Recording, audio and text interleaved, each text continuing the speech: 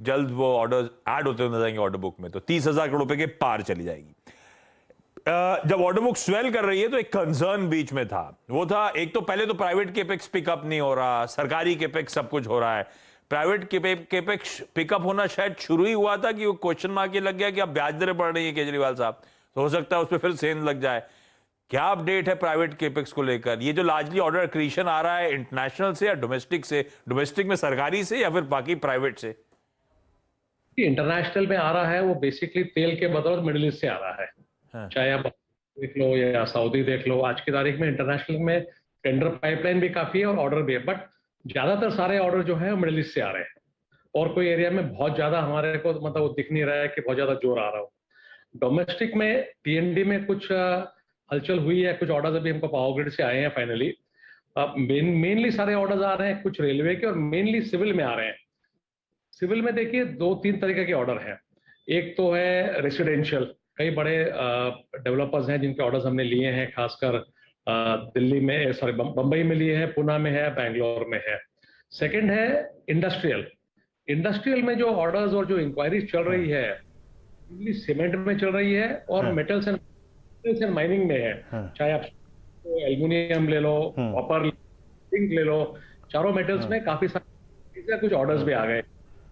और तीसरा है जो पब्लिक है, तो उसमें पानी वगैरह में, वाटर पाइपलाइंस में काफी सारा हलचल है। ओके केजरीवाल जी, एग्जैक्टली मैं इसी सिविल बिजनेस में आना चाह रहा था और मैं पूछना चाह रहा था आपका जो डेटा सेंटर बिजनेस है सर, वो कैसा चल रहा है इस वक्त? और अभी एग्जैक्टली मेरे ख्याल से 2 प्रोजेक्ट्स आपके ऑन गोइंग है। अभी आशीष ऑर्डर बुक की बात कर रहे थे, by the end of this fiscal आप क्या समझते हैं अरविंद जी की इस सेगमेंट में, इस वर्टिकल में आप कितना और कैपिटलाइज कर पाएंगे और इस सेगमेंट में और कितने ऑर्डर्स हासिल कर पाएंगे? एंड कुछ थोड़ा सा इस इमर्जिंग वर्टिकल के बारे में आपके थोड़ा समझाएंगे आप हमको? एक हमारा जो फर्स्ट डेटा सेंटर था वो डिफेंस के लिए था, वो ऑलमोस्ट रेडी हो गया है, तो आई थिंक इसी महीने में या अगले महीने में वो हैंड ओवर हो जाएगा। दूसरा न्यू बॉम्बे के पास चल रहा है, वो तो अभी शुरू हुआ है तो उसमें टाइम लगेगा। और करीब आई थिंक 3 या 4 लाइव इंक्वायरीज चल रही है। तो I think by the end of the year करीब 700-800 करोड़ के आसपास की ऑर्डर बुक होनी चाहिए डेटा सेंटर वर्टिकल में। और उसमें क्या, ये मैं आपको सिविल की बता रहा हूँ, बट बाकी क्या हो रहा है कि जो हमारा टीएनडी वर्टिकल है वो भी डेटा सेंटर वगैरह से बात कर रहे हैं, ताकि उसमें पावर सप्लाई का जो भी अरेंजमेंट करना है, सबस्टेशन बनाने है, ट्रांसमिशन लाइन है, ग्रीन एनर्जी है, तो वो एक अलग डिस्कशन चल रहा है। उसमें भी कुछ जगह पे हम बिड कर रहे हैं। अगर वो आ जाता है तो वो नंबर एक्स्ट्रा रहेगा, इसके ऊपर रहेगा। पता है, पिछले आपके जवाब पे जाना चाहता हूं। आपने कहा था इंटरनेशनल में वो सिर्फ मिडीस से वो कच्चे थे, वो हमें लूट के मिडीस आपको अपना इंफ्रा बना रहा है, वो ठीक, लेकिन ये बाकी जगह इस तरह का ऑर्डर ट्रैक्शन नहीं आमतौर पे आता था। ये ग्लोबल रिसेशन, ग्लोबल स्लोडाउन के कारण ऐसा है कि सिर्फ मिडिल ईस्ट और बाकी जगह दिक्कतें आ रही हैं, ऐसा कुछ वहां पर आप लोग क्या? आशीष जी देखिए, एक तो क्या हो रहा है ना, थोड़ा अफ्रीका में स्लो डाउन है। अफ्रीका एक बड़ा मार्केट था हमारे लिए, ओके। उसमें स्लो डाउन देखा। आई थिंक या तो जो वहां पे जितने ग्लोबल लेंडर्स थे आपके कोविड वगैरह के चक्कर में, या तो उन्होंने हेल्थ सेक्टर वगैरह में पैसा लगा दिया, थोड़ा सा पावर वगैरह में सेक्टर में थोड़ा इन्वेस्टमेंट कम दिख रहा है अभी। लेकिन एक एरिया मैं बोलना भूल गया, एक्चुअली वॉज नॉर्थ अमेरिका। मतलब आज यूएस वगैरह से ऑर्डर बहुत ज्यादा आ रहे हैं। हमारी मेक्सिको फैक्ट्री है जो 3-4 साल से थोड़ी अंडर यूटिलाइज थी, अब उसमें कम से कम मैं ये बोल सकता हूँ नेक्स्ट 4 क्वार्टर्स के लिए ओवर यूटिलाइज्ड है।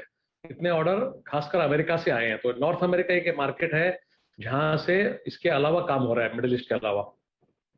उनका डेटा भी अभी भी स्ट्रांग है, वो तो चिंतित है कि इतना स्ट्रांग डेटा है। अच्छा, जाते जाते एक आखिरी सवाल, 2 कंसर्न्स और। एक, जब रेवेन्यूज 31% बढ़ते हैं तो इबिटा केवल 5% बढ़ता है, मार्जिन करीब 120 बेसिस पॉइंट्स कॉन्ट्रैक्ट हो जाते हैं, और दूसरी तरफ डेट पाइल अप हो जाता है, 3400 करोड़ रुपए के आसपास की डेट लेवल्स पहुंच जाते हैं।